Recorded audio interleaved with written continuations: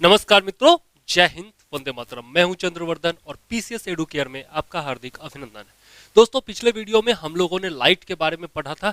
जी हां, लाइट के बारे में हम लोगों ने पढ़ा था और इस वीडियो में हम लोग लाइट को ही कंटिन्यू करने वाले हैं। पिछले वीडियो में हम लोगों ने प्रकाश के गुणों के बारे में पढ़ा था, नेचर ऑफ लाइट के बारे में पढ़ा था और साथ में पढ़ा था रिफ्लेक्शन ऑफ लाइट, प्रकाश के परावर्तन के नियमों के बारे में हम लोगों ने देखा था।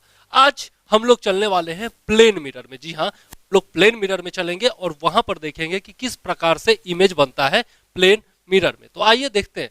ये आपका सुंदर सुंदर फोटो आपका ऑफेंसिव नहीं होइएगा, हो सकता है मेरा भी हो, जरूरी नहीं कि आप ही का हो। तो ये जो है हमारा बीच में, ये जो आपको बीच में दिख रहा है, ये है मिरर। ठीक है, ये जो है ये हमारा मिरर है। ठीक, और एक तरफ ये ऑब्जेक्ट हो गया और एक तरफ ये क्या हो गया, इमेज हो गया, है ना। इसको हम लोग कह सकते हैं, यहाँ पर इसको यदि हम लोग देखें तो ये हो गया हमारा क्या, ऑब्जेक्ट हो गया। ये हो गया हमारा ऑब्जेक्ट, ये हमारा ऑब्जेक्ट हो गया और ये हो गया अपना मिरर और ये हो गया क्या, इमेज हो गया। ठीक है, तो इसी तरीके से इमेज बनता है प्लेन मिरर में। आपने भी देखा होगा, अपने घर में देखते होंगे अपना अपना सुंदर सुंदर चेहरा, है ना, प्लेन मिरर में जरूर देखते होंगे। अब देखिए, ये ऑब्जेक्ट है और ये है अपना इमेज। तो देखिए साइज क्या है इसका, साइज दोनों का अलग अलग दिख रहा है क्या, साइज दोनों का अलग अलग दिख रहा है क्या, दोनों का साइज क्या है, सेम है। मतलब ऑब्जेक्ट का साइज और इमेज का साइज दोनों क्या होता है, सेम ही होता है इसमें। किसमें, प्लेन मिरर में। ये कौन सा मिरर है, प्लेन मिरर है। ठीक, चलिए अब नेक्स्ट देखते हैं। और भी जो इमेज के जो भी प्रॉपर्टी होते हैं, जो भी कैरेक्टरिस्टिक होते हैं, उस पर थोड़ा सा ध्यान देते हैं। प्लेन मिरर में जो इमेज की कैरेक्टरिस्टिक होती है वो कैसी होती है, वो जरा देखते हैं। तो सबसे पहला जो कैरेक्टरिस्टिक है वो है object size is equal to image size, जो कि मैंने आपको पहले बता दिया। यहां पर देख सकते हैं आप, ऑब्जेक्ट का जो साइज है वही इमेज का भी साइज है। नेक्स्ट देखते हैं, object distance from mirror is equal to image distance from mirror. यहां पर आप देखिए, ये अगर हम देखते हैं, ये अगर हमारा मिरर है, ठीक है, ये अगर हमारा मिरर है और ये है हमारा ऑब्जेक्ट, मान लिया कोई भी हमारा ऑब्जेक्ट है ये, ठीक है, ये अगर ऑब्जेक्ट है हमारा, मान लिया एक लड़की है यहां पर, ठीक है, और इसका ये हमारी ऑब्जेक्ट है, तो जितनी दूरी इसकी यहां से होगी, ये जो दूरी होगी वही इधर अगर हम इसका इमेज बनाएं, अगर इसका इमेज हम बनाएं तो इसकी भी दूरी जो होगी वो सेम टू सेम होगी। ठीक है, इसकी जो दूरी होगी, ऑब्जेक्ट की इमेज से जो दूरी होगी वो क्या होगी, सेम टू सेम होगी। मतलब ये डिस्टेंस अगर L है तो ये भी डिस्टेंस क्या होगा, L ही होगा।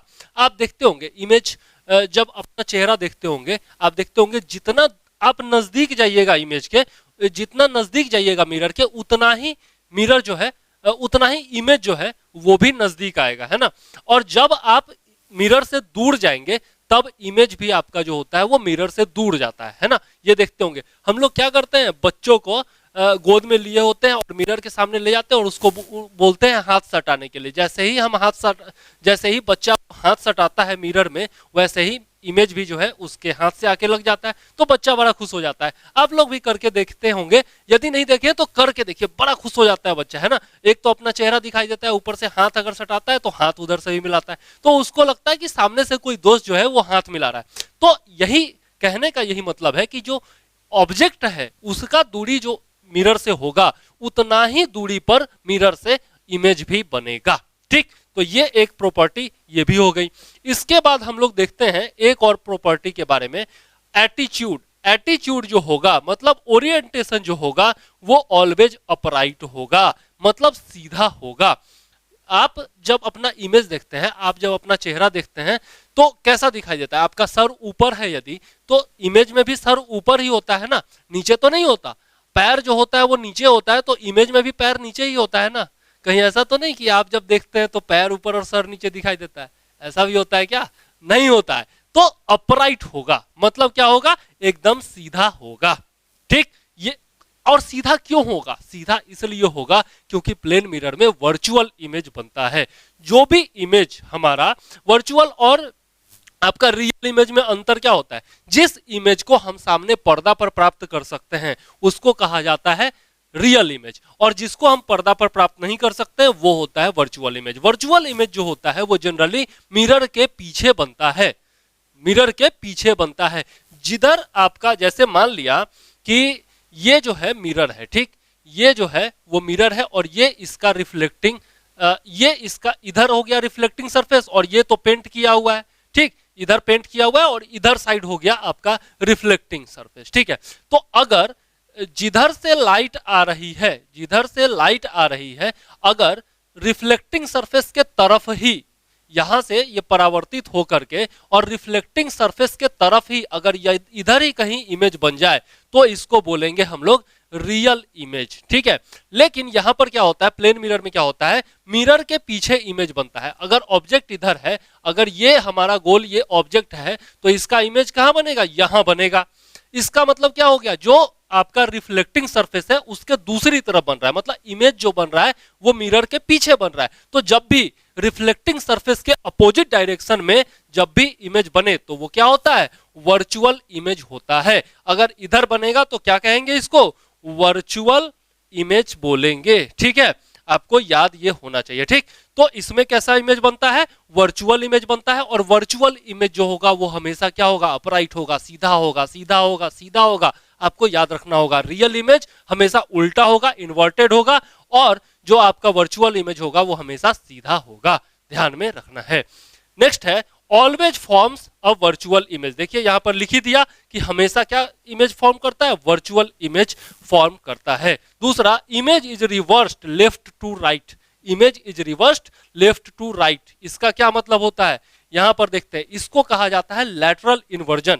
इसको क्या कहा जाता है, लैटरल इन्वर्जन कहा जाता है। यहां पर आप देख सकते हैं ये जो ऑब्जेक्ट है, ये जो आपका ऑब्जेक्ट है, इसका जो राइट हैंड है वो इमेज में क्या दिख रहा है, लेफ्ट हैंड दिख रहा है। आप भी इमेज के सामने, आप भी मिरर के सामने जाइए और अपना राइट हैंड उठाइए, देखिएगा इमेज में क्या दिख रहा होगा कि लेफ्ट हैंड आपका उठ रहा है ना। तो ये जो होता है इसको कहते हैं लैटरल इन्वर्जन, मतलब जो आपका हॉरिजॉन्टल डायरेक्शन में जो उल्टा होता है, ठीक है।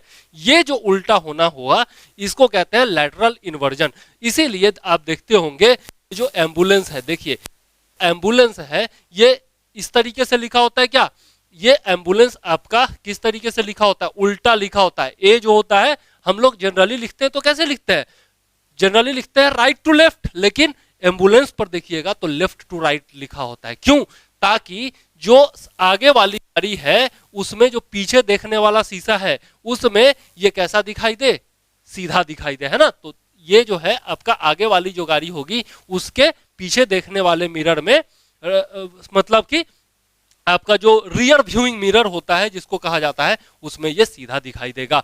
अगर ये सीधा यहां पर लिख दे तो ये क्या होगा, उल्टा दिखाई देगा और आगे वाली गाड़ी को पता ही नहीं चलेगा कि पीछे एम्बुलेंस है, तो वो साइड देगी नहीं और प्रॉब्लम हो सकती है ना अगर एम्बुलेंस को साइड ना दे। आपको भी कहीं भी अगर एम्बुलेंस दिख जाए रोड पर तो उसको जरूर साइड दीजिए और प्रार्थना कीजिए कि जो भी रोगी है वो स्वस्थ हो जाए। चलिए अब चलते हैं, ये हो गया हमारा लैटरल इन्वर्जन।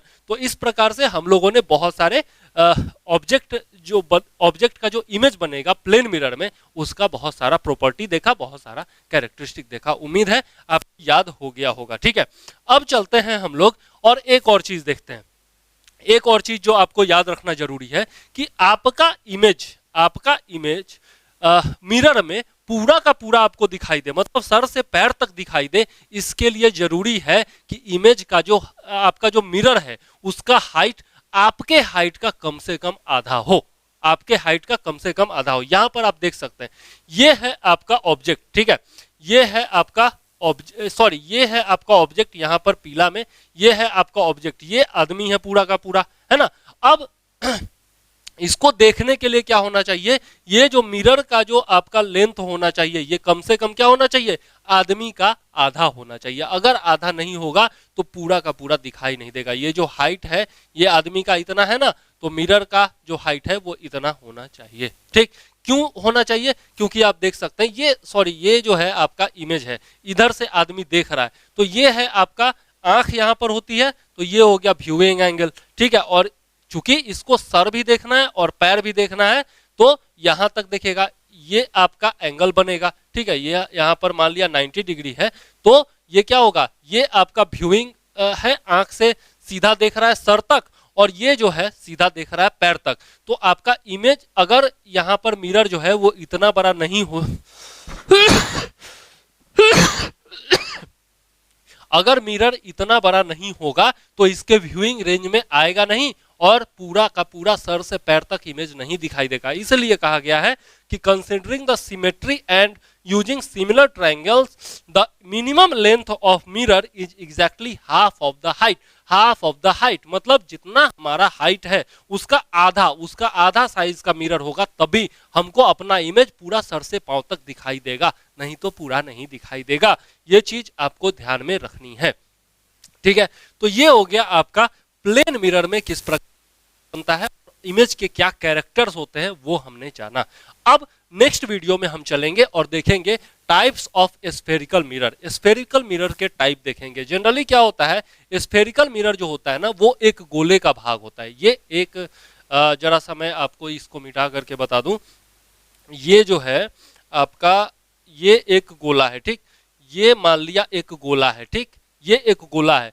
अब इसमें यदि हम लोग इस साइड से पेंट कर दें, इस साइड से पेंट कर दें, ठीक, तो ये जो आपका सरफेस होगा, ये जो अंदर वाला सरफेस होगा, ये आपका क्या बन जाएगा, ये बन जाएगा आपका कनकेव मिरर। कनकेव मिरर मतलब जो कनकेव मिरर होता है उसमें जो धंसा हुआ भाग है, जो ओवल पार्ट जो धंसा हुआ भाग है, वो रिफ्लेक्टिंग सरफेस का काम करेगा। ये इसका हो जाएगा क्या, ये होगा सेंटर ऑफ कर्वेचर, और ये जो पार्ट होगा, ये जो अंदर वाला पार्ट है, ये आपका रिफ्लेक्शन का काम करेगा। बाहर वाले पर तो हमने पेंट कर दिया। अब अगर इसी को हम अंदर से पेंट कर दें, इसी को अगर हम अंदर से पेंट कर दें, और ये जो बाहर वाला सरफेस है अगर हम इसको बना दें, इसको अगर हम यहां से लाइट ले जाए और इस तरीके से रिफ्लेक्ट कराएं, ठीक है, यहां से लाइट ले जाए इस तरीके से रिफ्लेक्ट कराएं, या फिर यहां से लाइट ले जाए और इस तरीके से रिफ्लेक्ट कराएं, तो इसका बाहर वाला जो सरफेस होगा ये रिफ्लेक्टिंग सरफेस का काम करेगा, और ये क्या हो जाएगा, हमारा कन्वेक्स मिरर हो जाएगा, ठीक है। तो नेक्स्ट वीडियो में हम लोग देखेंगे इसी का प्रॉपर्टी, क्या कहते हैं, सेंटर ऑफ कर्वेचर क्या होता है, फोकस क्या होता है, फोकल लेंथ क्या होता है ना, ये प्रिंसिपल एक्सिस क्या होता है, ये सब हम लोग देखेंगे। और साथ में देखेंगे कि कनकेव मिरर और कन्वेक्स मिरर में इमेज किस प्रकार से बनता है, यह भी हम लोग देखेंगे। यहां पर देख लीजिए आप एक बार छोटा सा, ये जो सारा इमेज है इसको मैं पूरे अच्छे तरीके से समझाऊंगा। प्रिंसिपल एक्सिस क्या होता है, रेडियस ऑफ कर्वेचर क्या होता है, सेंटर ऑफ कर्वेचर क्या होता है, यह सब हम लोग देखने वाले हैं नेक्स्ट वीडियो में। तो फिलहाल इस वीडियो को यहीं पर करते हैं समाप्त। यदि वीडियो पसंद आया हो और आपको कॉन्सेप्ट समझ में आया हो तो जरूर से जरूर वीडियो को लाइक कर दीजिएगा, कमेंट कीजिएगा, और साथ में यदि चैनल पर नए हैं तो सब्सक्राइब करके बेल आइकॉन दबा दीजिएगा, ताकि आपको आने वाले वीडियोज का नोटिफिकेशन टाइम पर मिलता रहे। पूरा लाइट चैप्टर पढ़ाने वाला हूँ, पूरा साइंस पढ़ाने वाला हूँ, ऐसे ही डिजिटल बोर्ड पर मिरर्स के थ्रू आपको इमेजेस के थ्रू पूरा एकदम कॉन्सेप्ट A to Z समझ में आएगा। तो इस वीडियो को यहीं पर करते हैं समाप्त। मुझे दीजिए इजाजत। जय हिंद, वंदे मातरम।